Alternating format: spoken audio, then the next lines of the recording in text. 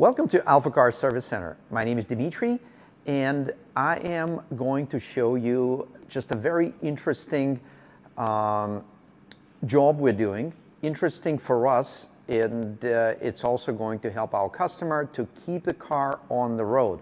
Why it's so interesting for us and for you for that matter, just because we're going to show you what may be happening under some nice cladding on an older vehicle that was used in harsh road conditions. Harsh meaning New England, where the roads in the winter are covered with snow, and then to melt that snow and ice, all kinds of chemicals get placed on the road. So let's take a look at it together.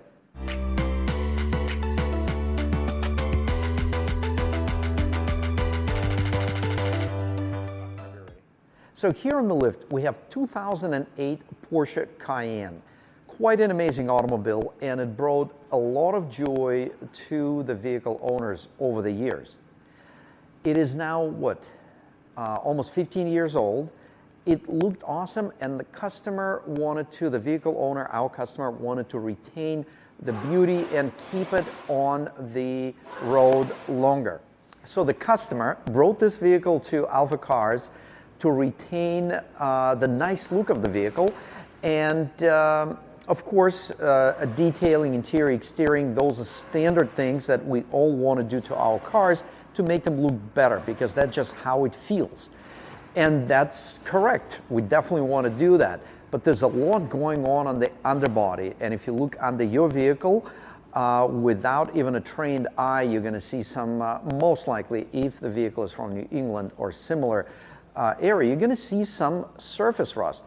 And surface rust by itself is not a big deal. When it gets deeper and spreads, that's when it gets bad. It can get really, really bad. So how bad can it get?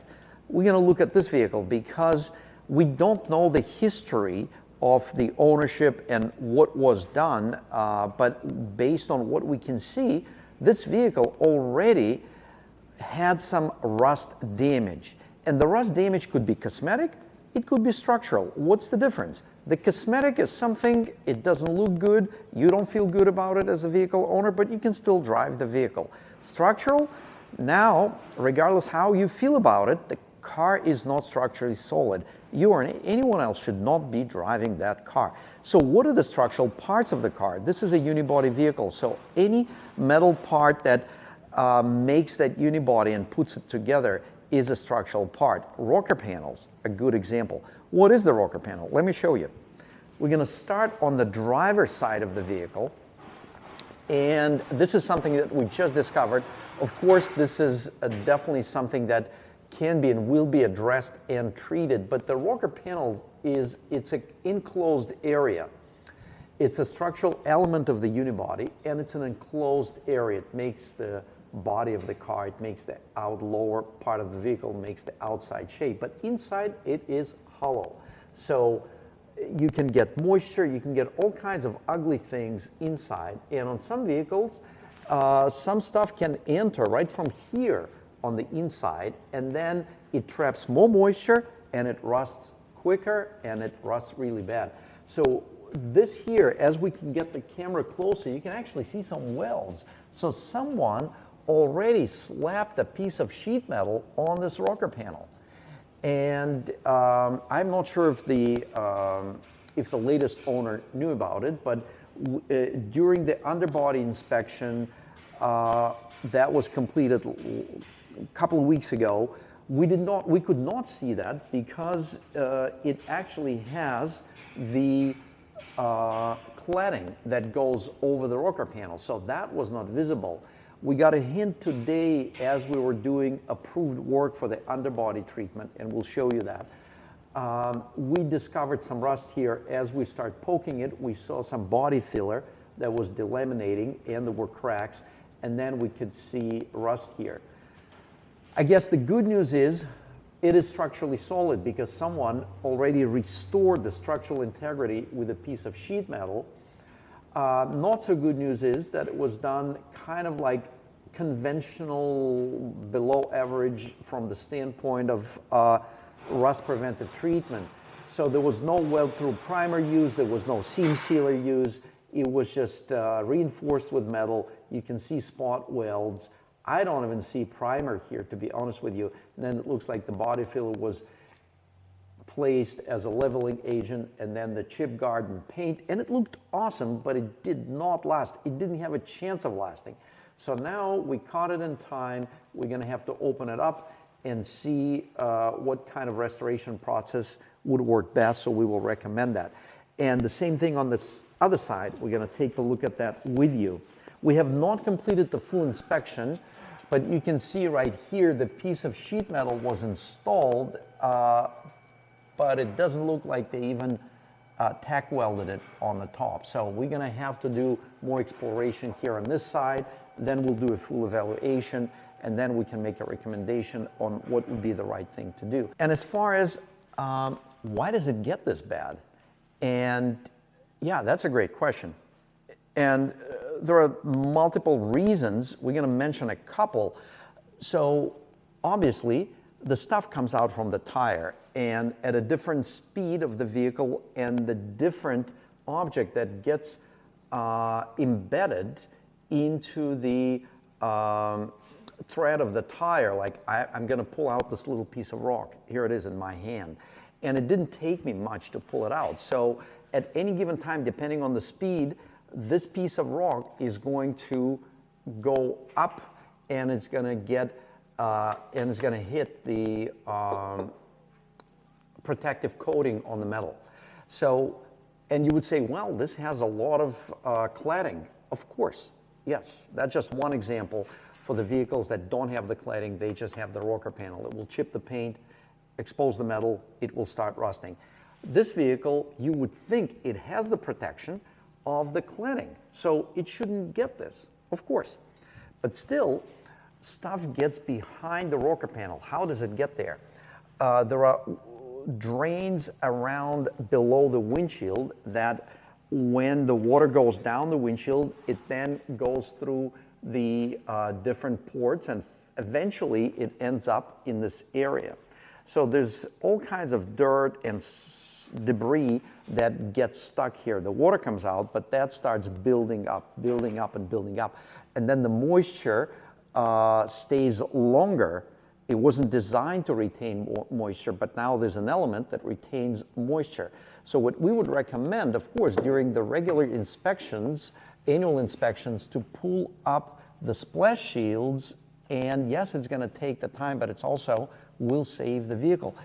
Get behind there, get things checked, and look at this. We've got the pine needles, and look at all this. The reason we did not sweep it up, because we wanted to show you this was all in there. Can you only imagine how much moisture would this trap? If you pour a half a cup of water, it's probably just going to stay there. And that's just one area. Look at that. There's a lot more. So all that moisture damages the metal. It promotes the rust. And as the rust gets going, the rate of rust penetration is much quicker. So let me show you how we deal with existing rust on the vehicle and how to check that.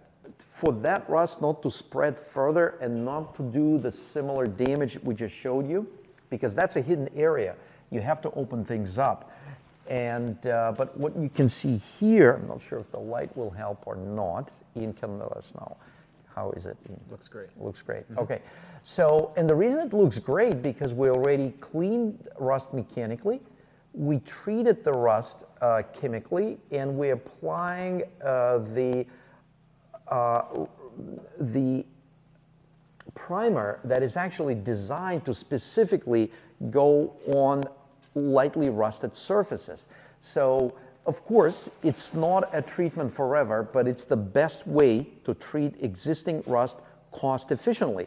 Of course, if you grind that rust to bare metal, and if you go deep enough to actually truly get to the bare metal, you may end up with a better result, but that is just not cost efficient. In fact, it's cost prohibitive. So realistically, on the vehicle this age, this is the best way. And we've seen awesome results that we've seen vehicles years later and how they look. Very often they need some additional follow-up treatment, a little touch-up, but the rust did not spread. And not only it didn't spread as far as affected area, but most importantly, it did not go deep and it didn't do the damage that we all want to avoid, because even massive control arms and stamped thick metal parts, we've seen them go to ashes, if you will, with some rust. And it's especially notable on certain Toyotas, like FJ Cruisers, for example. We've seen a lot of those. So that's just a good example of how important it is to keep an eye on those things. And as a vehicle owner, when you wash your vehicle, you're not going to be able to see that. If you bring it to your service facility, and especially if it's something on a regular basis, they do your oil changes, hopefully every 5,000 miles they get to see your car, at least once a year. As such inspection should be done on the vehicle that is older than even 3 years old, 2 or 3 years old, if it was used in the harsh winter environments where the roads are treated chemically. So we hope this helped you to better understand what's happening under your vehicle. As far as this vehicle, it's now in good hands, very good hands, capable hands of AlphaCars service team, and we're gonna put it back on the road in the condition that would allow it to stay on the road. So thanks for tuning. My name is Dimitri, and until next time, don't forget to subscribe, and please let us know which videos you like the best by simply clicking that like button. Thank you.